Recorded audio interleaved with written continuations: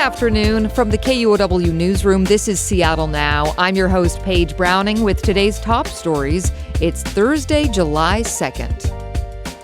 The millionaire's tax leads our story block today. Washington's new state income tax on millionaires will likely see a ballot challenge this fall. Voters could be weighing in on whether to repeal the tax or keep it. State government reporter Sarah Mises-Tan has more.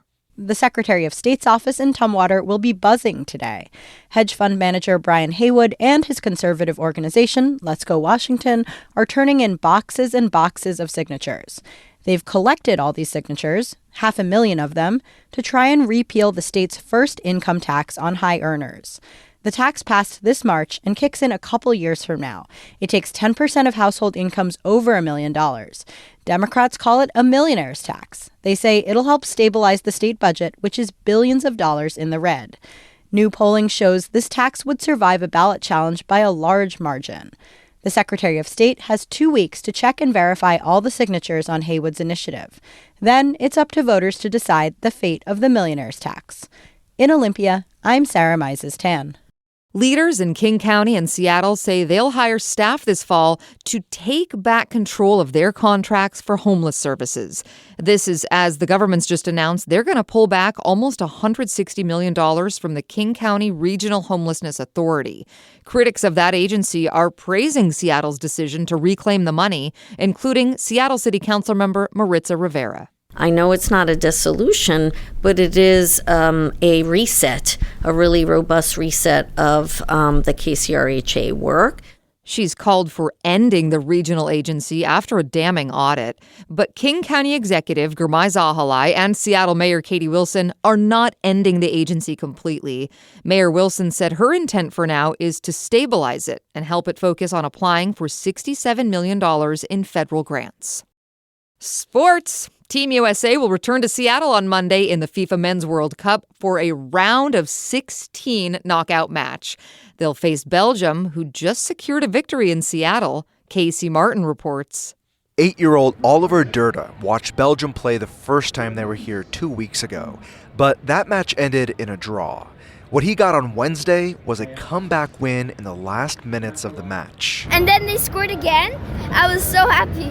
Go Belgium! Final score 3-2 over Senegal. But Senegalese fans say they're still proud of their country for making it to the knockout round. Babacar Keita was in the heart of the cheering section in Occidental Square. This is not only about Senegal. Every African, we should be proud of ourselves, what we did in this World Cup. Seattle will host its final match this tournament on Monday, when the U.S. and Belgium face off. Both teams won their previous matches here in the Emerald City. In Pioneer Square, I'm Casey Martin, KUOW News. A presidential visit to Seattle's unlikely for Monday's big World Cup match. A King County communications manager told the Seattle Times that neither President Trump nor Vice President J.D. Vance are expected. The spokesperson said, "We've been told they won't attend, but it's not clear who told the county." The FIFA Men's World Cup has spun into one of the country's most significant events in years, with numerous American cities hosting. Neither Trump nor Vance has been seen at a match. At least one of our World Cup matches has registered on seismic meters in Seattle, but it was a whole different story on Whidbey Island last night. Whidbey residents got a jolt around 11:30 p.m. from a 3.8 magnitude earthquake. Though reports say the shaking was relatively weak, more than 1,800 people reported they felt it to the USGS.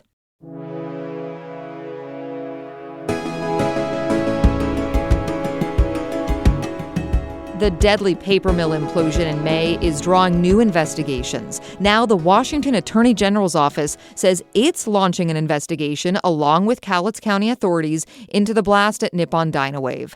The office says it does not presume any wrongdoing or criminal activity. 11 people died and dozens more were injured.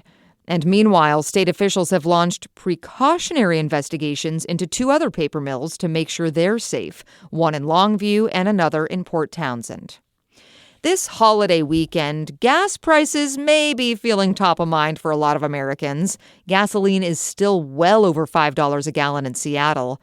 That has some people eyeing electric cars, but those cars can be expensive too. One Seattle inventor thinks he's found a solution. Joshua McNichols has this story. Tom Gursky wants you to keep your gas car and add a second electric motor for running local errands. His startup, Blue Dot Motorworks, is developing $6,000 to $10,000 kits that will make the conversion possible. He installed a prototype on his 2001 Jeep Cherokee. And we are off. We have it set up for one pedal driving mode. You can slow down by just taking your foot off the gas, and that provides you with regenerative braking power. Most experts say we'll get more bang for our buck by bringing down the cost of new electric cars. But for those who want to hang on to their old gas guzzlers, conversion could soon be an option. Joshua McNichols, KUOW News. Some history, some salmon science, and last-minute event lists to round out today's show. History first. Washington's newspaper archive has expanded. It now holds more than 1 million pages. As Spokane Public Radio's Doug Nadvornik reports, the stacks go all the way back to 1852.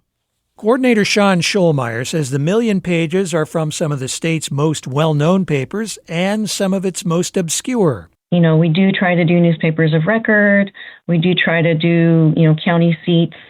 We do also try to do a variety of industries and organizations that are unique to Washington that show our economic and industrial and agricultural development. Niche newspapers like The Industrial Worker, a publication from Spokane and Seattle, mostly circulated during the 1910s and 20s.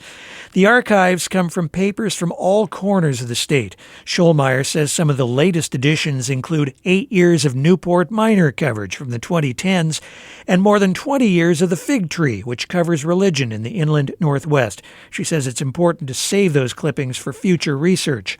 The archive is funded by a federal agency called the Institute of Museum and Library Services. It's available in person or online at washingtondigitalnewspapers.org. I'm Doug Nadvornik reporting. Put this in the archives, fish bubblers. This summer, a cool new technology is helping hot fish as they make their way to their spawning grounds. Northwest Public Broadcasting's Courtney Flatt tells us more about the bubblers. When water gets too hot for salmon to swim up fish ladders, the fish will try to wait it out.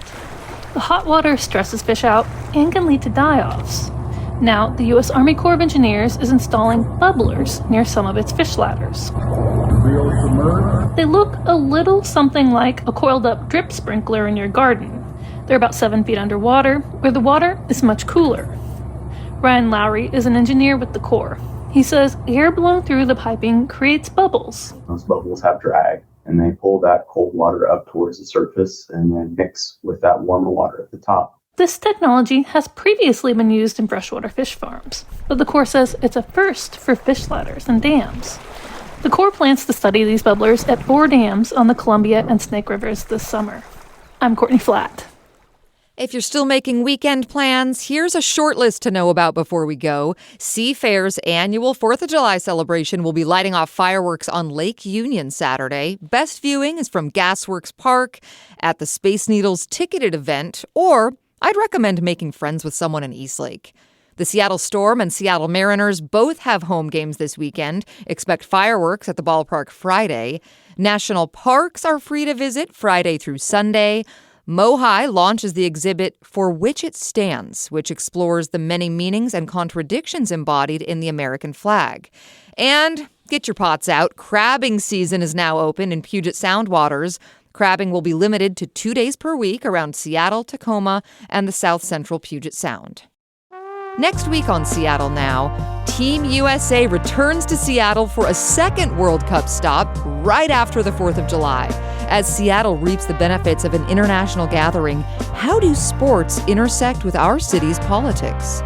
Sports is often connected to identity and how we see ourselves in the world and our place in the world. So when you make the tournament organized around nation versus nation, then it becomes sort of naturally a moment for questions of patriotism. That discussion Monday morning. That's all for today from the KUOW newsroom in Seattle, and we won't have evening headlines tomorrow as we set off for an early 4th of July holiday, but we've got some good episodes for you still tomorrow morning and Saturday morning. Our producer is Andy Hurst, and Andy's going on a summer vacation himself, a well-deserved one, I might add.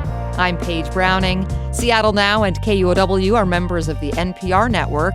See you next week, and stay safe this weekend.